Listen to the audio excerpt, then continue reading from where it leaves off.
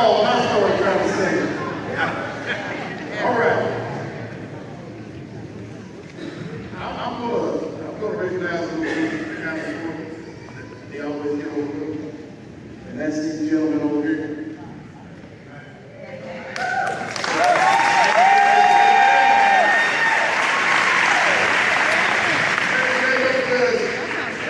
These guys come in from wherever.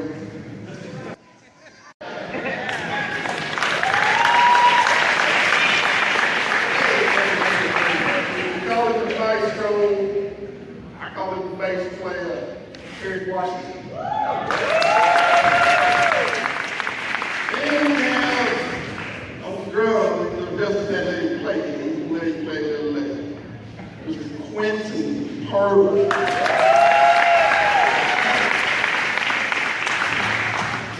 And there's my little baby boy down there on the end, little baby Max.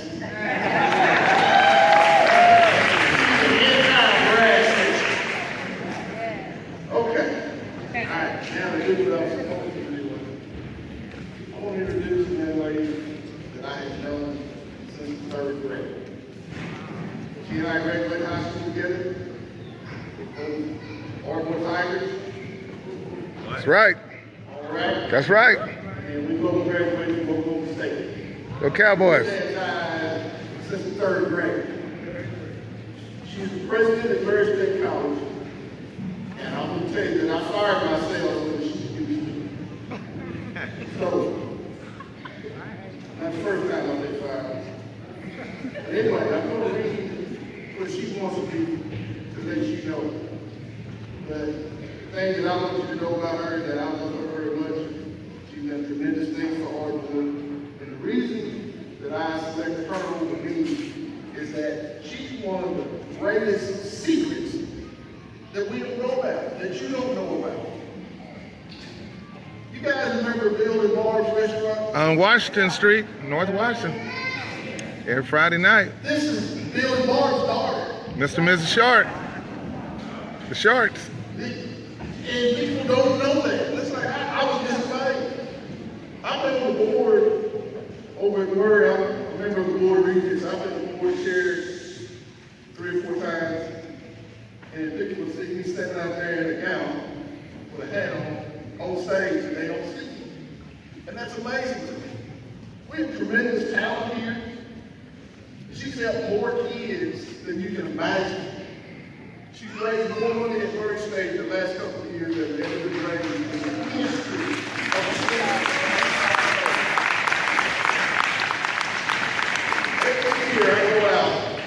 Every year I go out, I go to graduation. It's one of the happiest days of my life.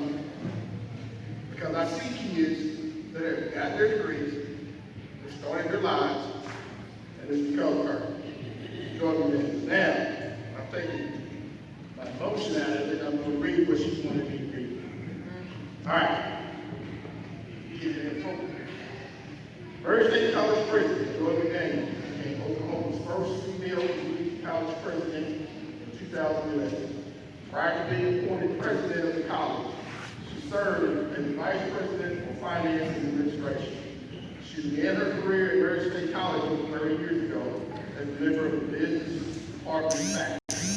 As also worked to represent Murray State College, President McDaniel served on a variety of boards and committees, including and definitely not limited to Family Shelter of Southern Oklahoma, Land Cover Scholarship Trust, Mercy Hospital Board, Petition to Go, Oklahoma Higher Education Employee Insurance Group, Mental Health Services of Southern Oklahoma Board, Ardmore Literacy Council, Johnson County, Chamber Ambassador, and Oklahoma Governor's Education Advisory Committee.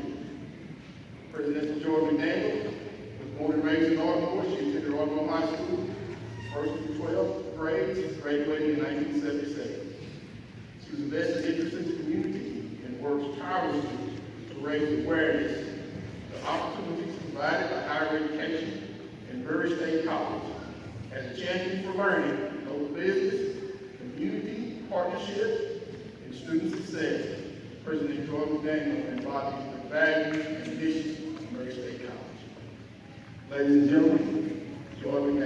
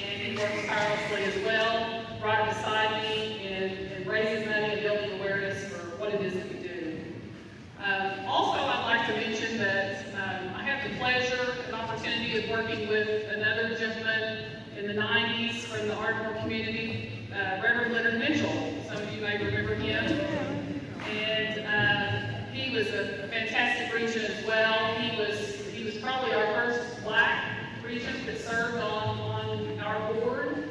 And it was always wonderful to hear about his experiences during the civil rights movement and his comments about Dr. King. He was a very interesting man and very well loved. There's probably not a lot of things I can say today about Dr. King that you don't already know, and so my twist on this is going to be about education, of course. So just remember this, that this is not an infomercial for Murray State College, which, you know, sometimes it may sound like that, but how are you? I see some other high school classmates. So I've got a couple of important messages for you, and I'll make sure that when we get to that I say, listen, this is really, really important, very, very important.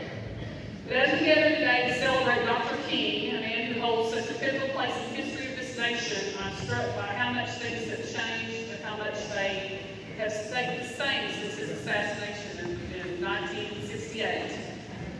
Of course, much has changed in the way of technology, education, medicine, travel, manufacturing, and other aspects of American life, but I'm profoundly aware of how many of Dr. King's guiding principles and humanitarian goals still occupy our thoughts and motivate us all today. We've made progress in the past 49 years, but there's still much to be done. There's still a need for equality. Poverty still exists. People take sides against one another. And the importance of peaceful, nonviolent protest cannot be denied. It was 30 years ago that our nation first celebrated the birth of Martin Luther King Jr.'s official holiday, but the influence of his powerful leader began much, much earlier. Born 88 years ago in 1929, Martin Luther King Jr. recognized the depth of the civil rights injustice as a very young man. Unbelieving and indignant when told to relinquish his seat on a covered bus, this eager student looked to adults for answers.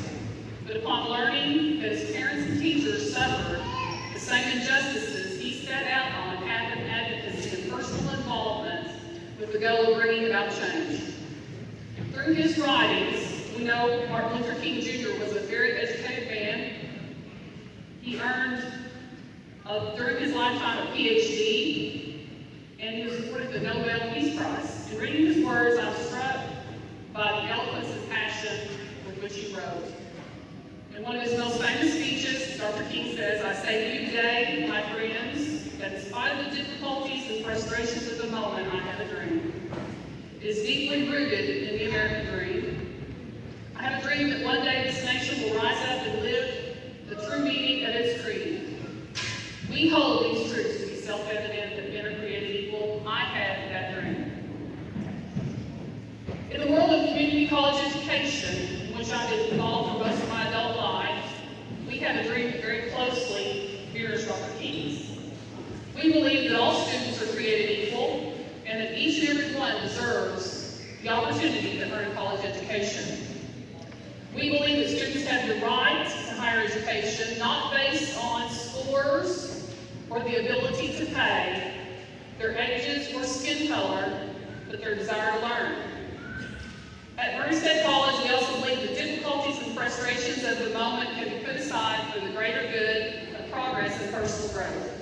We exist for students who want opportunities, more knowledge, and more exposure to the world around them. Education is our purpose and also our calling. Murray State College is an open-door institution. I don't know if you all know that or not. And what that means is that anybody can attend our local community college. We're so fortunate in this community and in the Tishomingo community to have a full-service American community college in our town. It provides opportunity for those that may not have opportunity elsewhere. Open door means that no matter what you've done, what your ACT score is, as long as you graduate, or your GPA, as long as you graduate from high school or get a GED, you can attend and work toward bettering yourself. Murray State College was established in 1908, so we've been around for a long time. I think this is our 108th or 9th birthday year. We started as Murray State College School of Agriculture, and we had 100 students when we opened the doors, and they were Choctaw and Chickasaw students. So we've been a minority-serving institution since the beginning. We have approximately 3,000 students. About half of those attend the campus, the University Center campus at Ardmore. The other half attends the Tishomingo. 70% of our students are female. It's really good for guys now. So that means 30% are male. The average age of our students is 24 years old, and it's declining. It used to be 28, which meant that a lot of non-traditional students attended in the past, but we're getting more and more of the traditional age students, and I think there's a lot of reasons for that. Probably the most is economics. It's cheaper to go to a community college than it is to go to university. It's about 1/3 the price of East Central Southeastern University and half the price of University of Oklahoma or OU. All classes transfer. You have the opportunity to work on a degree that leads either to transferability or to a skill that will gain you a wonderful job.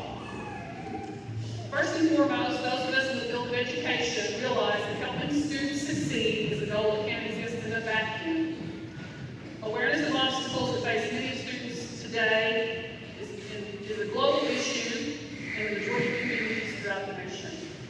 For Black and other minority students, many obstacles exist that can no longer be ignored. I'm going to give you some information that's really alarming. The census reports for 2015 places Black population in Carter County at around 7%.